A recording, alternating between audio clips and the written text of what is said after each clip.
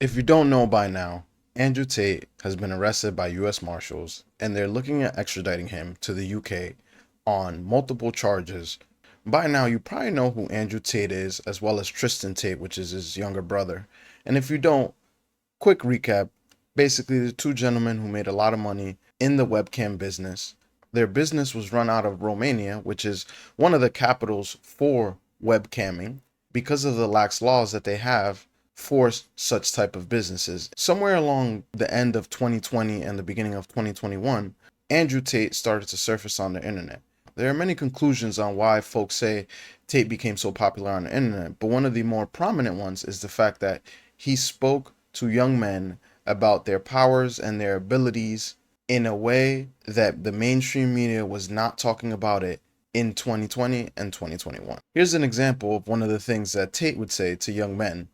When I hear people say, oh, it's hard, or I don't have time, etc., all you're doing is telling me you're a loser. Every single winner feels the same as you do.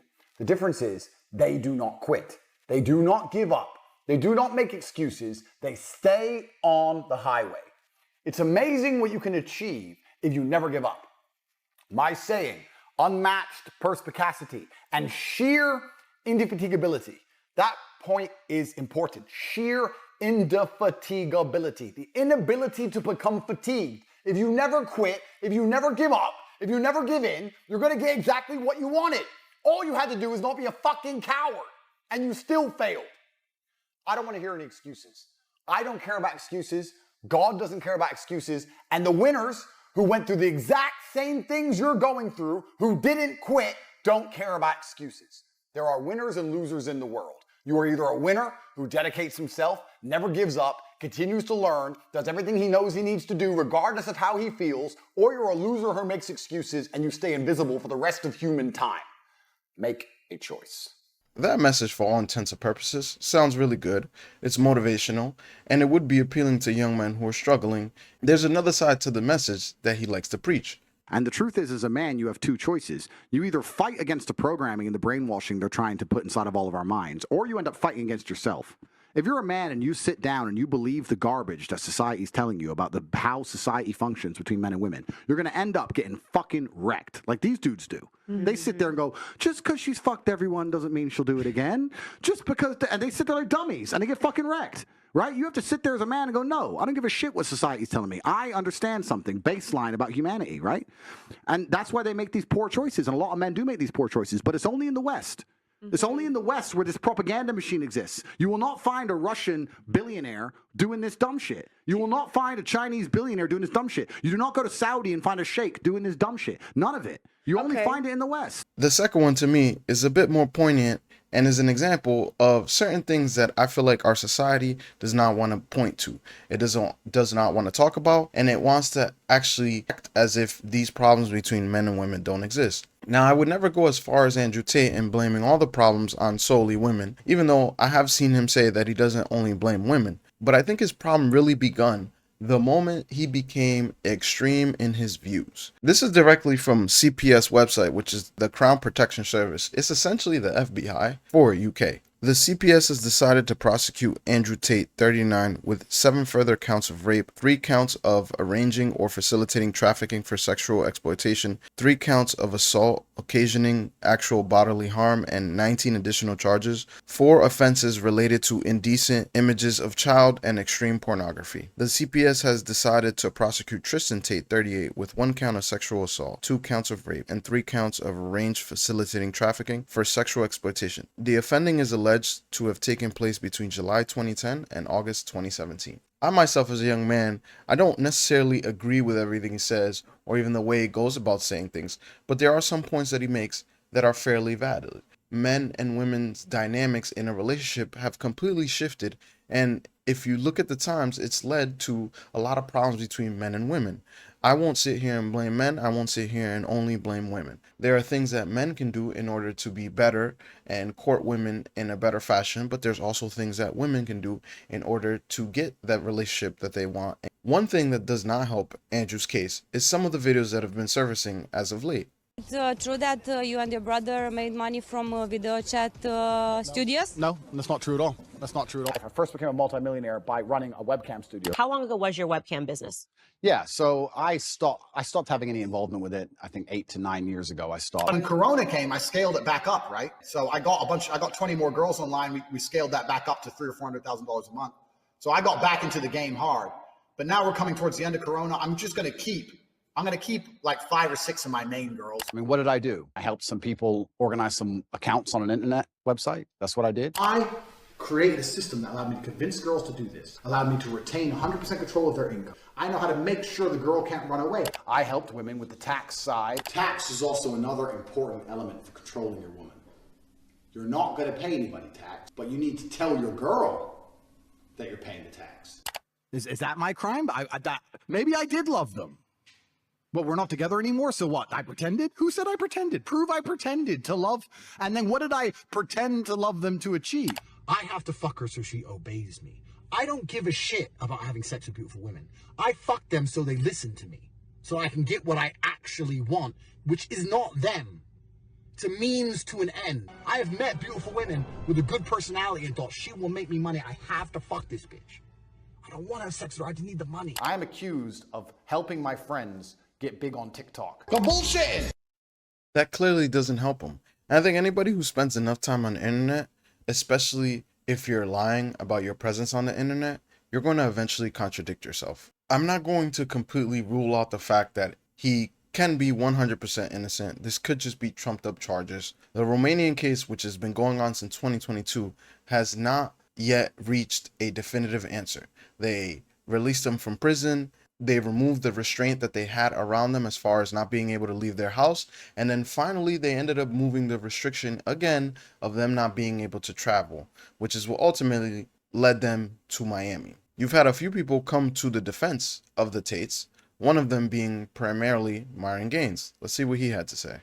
Look, you guys, I know what you guys are going to say. Yo, Myron, he's your friend, blah, blah. Yeah, he is. So I will be honest. I will be a little bit biased on this. But yeah, clearly, this is a political fucking hit job. I mean, come on, dude. Like, you were trying to charge him in 23, then in 24, you couldn't get anything done. And then you file these random new charges, right? And make them especially, heinous. Get the Marshals on board because you couldn't get them on board before. And then you go ahead and you get him arrested in Miami. So we'll see what happens. I'm hoping that his legal team can fight the extradition, because let's be fair here. The whole reason why they didn't even go to the UK in the first place is because they wouldn't tell them who the victims are. They wouldn't tell them what he's actually being charged with and what the evidence is against him. What the fuck? And then also the other big thing is he said, look, I'll go to the United Kingdom, but can you guys guarantee that I just won't be remanded into custody? And they're like, no, we can't guarantee that. So in other words, they'll put him there and put him in jail pending waiting for the case. That's insane. So I can see why he's like, fuck that, I'm not going to go to the UK. And obviously they got butthurt. They got frustrated. And they went to try to get him arrested in the United States to get him extradited. I hope he's able to fight it, dude. The reason why they're going after the Tate so hard is because Andrew talked shit about Keir Starmer. He talked about the grooming gangs, the rape gangs that were running around all across the UK. He was talking about Keir Starmer just being a shitty prime minister. Obviously, he was very unpopular with joining in, kind of joining in the war, but not joining in the war, letting Israel do all the bullshit that they were doing, giving them aid, but then, oh, well, we know that they have a blockade on people. Keir Starmer was just wildly unpopular, so that's why he had to end up resigning. And, obviously, Andrew ran the Bruv party. He had his own party, and he was criticizing all the knife crime, the mass immigration, all the issues going on in the UK, the fall of the country. And that was creating a lot of pressure on them, dude. And the UK has had an issue with Andrew for a very long time. They were the main ones pushing to have him banned everywhere, right?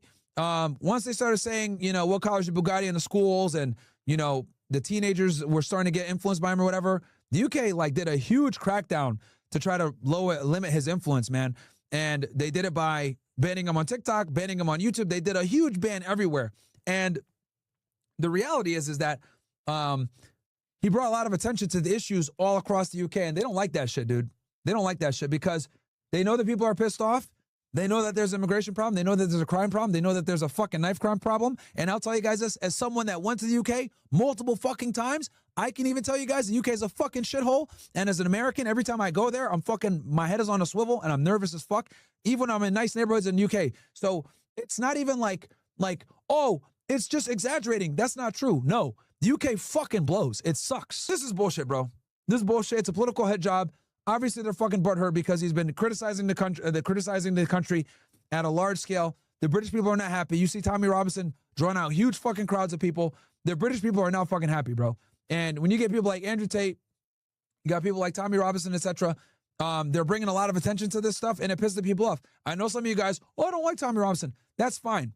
The bottom line is that he's bringing attention to a problem that they don't want you to know. That's the issue. That's my point. I can understand Myron's perspective, but one thing that he said that I don't agree with is the fact that he stated that the Marshals didn't get on board last time when he was in the US.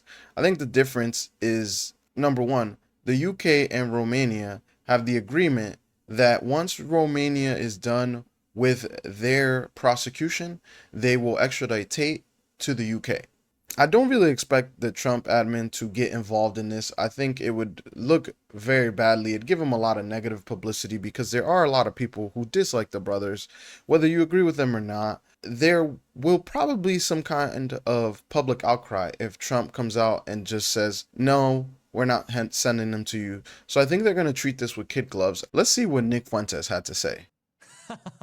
Some guy in the chat says, oh yeah, excellent work sexually exploiting women. You're gay, bro. You're gay. They're being exploited.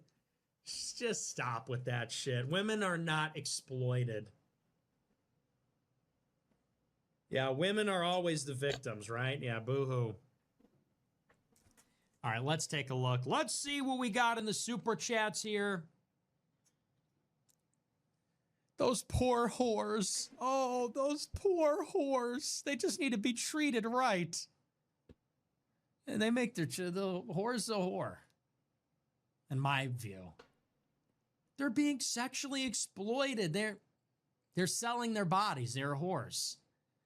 You have to understand. Selling your body is easy. If you're a woman and you don't want to work and you want your independence and you don't want to like commit to a man or something, selling your body is the easiest way to level up in society. It's literally the easiest way. Don't sympathize with them. If you're a man, what do you have to do to get ahead? If you want engagement on social media, if you want to make $1,000, if you want things in life, it's hard. You have to work really, really hard.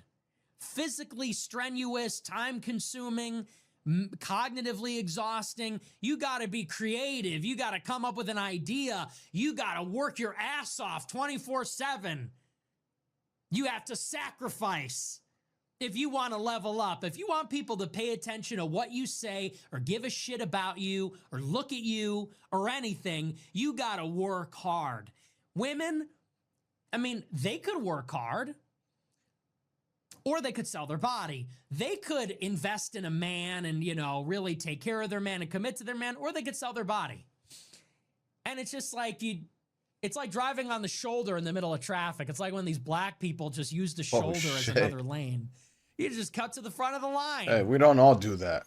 How do I get more followers and money without working hard? I'll just show off my body. I'll just post thirst traps and be sexual and just give it away for free.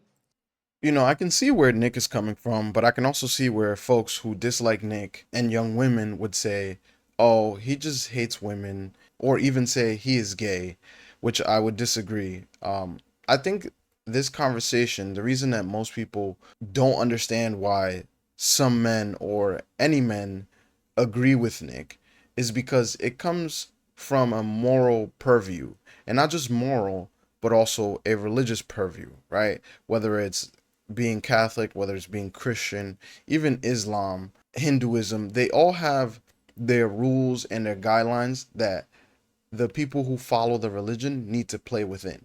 Then you have secularism, which I think is where a lot of this hedonistic thought process comes by, where it's We are just going to say everything is okay. There's nothing wrong with any activity you choose to do. And as long as you're not, quote unquote, hurting anybody, or there isn't physical damage to someone immediately because of the choices you make, then you must not be making bad choices. I'm not here to preach you should be part of this religion, or you should be a part of that religion, or you should or shouldn't do this or that. There are negative ramifications for things that people do, even if you consider them not bad things. I think Charlie Kirk's perspective on this back when he was first arrested for the situation going on in Romania was an interesting perspective, and I think it leads to some of the points which I've made throughout the video. What do you think is keeping the powers that be afraid of that message that Andrew Tate is bringing out to the world? Yeah, I mean, look, Andrew is a very smart man, and I'm not going to get into all the accusations against him. I don't know the truth, or we'll find out. But I will say this, what he says is so powerful, and let's emphasize on that. What Andrew Tate is doing is he's communicating a warning of what happens when society becomes too feminine. Now, if I offend you with this, good, because honestly, it's the truth. By the way, for the ladies in the audience, I would venture a guess you are underwhelmed by the feminization of American men as it's happening around you. I hear it all the time. So as society can become too feminine, it also can become too masculine, okay? So we know what happens when a society becomes too masculine. You get Mussolini, right? You get too dictatorial, too rigid. That's where you quote unquote get the kind of authoritarianism that we're warned against. But have we ever thought deeply, what happens when a society archetypically becomes too feminine? That's an interesting question, isn't it? Well, all of a sudden you get the complete disregard for rules, customs, and guardrails because you want to accept all things. You get feelings-based societal governance over rationality-based societal governance. It is the man's job in a marriage and when you raise a child to say no. That is my job as a father. No, no, no, no, no. We are seeing the American man, porn addicted, lowest testosterone rates in 30 or 40 years, least married, least purpose, most suicidal in history. Why? It's because our society is configured towards collapsing the American man. That's bad for men, it's bad for women, it's bad for our country. And that's, I think, one of the reasons why Andrew Tate has become so unbelievably successful, is he does it in an eloquent and charismatic way with a lot of wisdom. But honestly, is Andrew Tate saying anything that 30 years ago would not have been commonplace to say? A lot of people disagree with Charlie Kirk while he's still alive, and a lot of that disagreement comes from he's making a moral stance from a perspective that is based and rooted in his religion and his belief system. If you're agnostic, you don't have that. Anything you do is morally okay as long as it doesn't hurt anybody.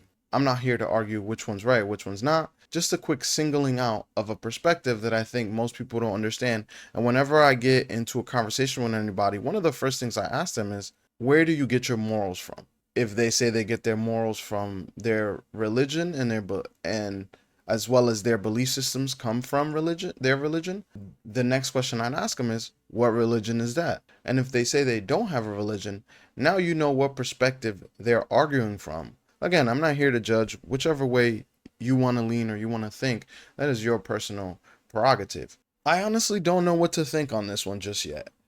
I haven't always had a problem with what Andrew says. I think the problem with Andrew has always been his way of delivering his perspective usually threatens the narrative that has been built over the last 20 years. That narrative being that women and men are the same, that women can do anything a man can do, and for the most part, I think women can do just about anything a man can do. There are a few things that men can do that women can't do, like peeing standing up. That's a big one. But regardless, I think that society has pushed us in a particular direction, whether you want to chalk it up to it's the corporations, whether you want to chalk it up to it's the Illuminati or any other conspiracy theories you want to chalk it up to. But society has greatly changed. I don't know. You guys be the decider of that in the comments. But I think that we are in a place specifically with this trial where if he has done nothing wrong and he is convicted, this is a scary place. Whereas if he's not done anything wrong, he's also kind of already been convicted in the court of public opinion. Therefore, his innocence in court would not matter to some folks. It's a scary time to be alive. Maybe the Tate brothers have done everything that they're accused of. Maybe they haven't done anything of what they're accused of. I hope we can get a fair trial and everything comes to light, because if they're guilty, they definitely should go to jail for the rest of their lives. If they're not guilty, they should be exonerated. What do you guys think? Let me know in the comments. Do you agree? Do you disagree? And if you enjoyed this episode, make sure you like, share, subscribe. And until next time.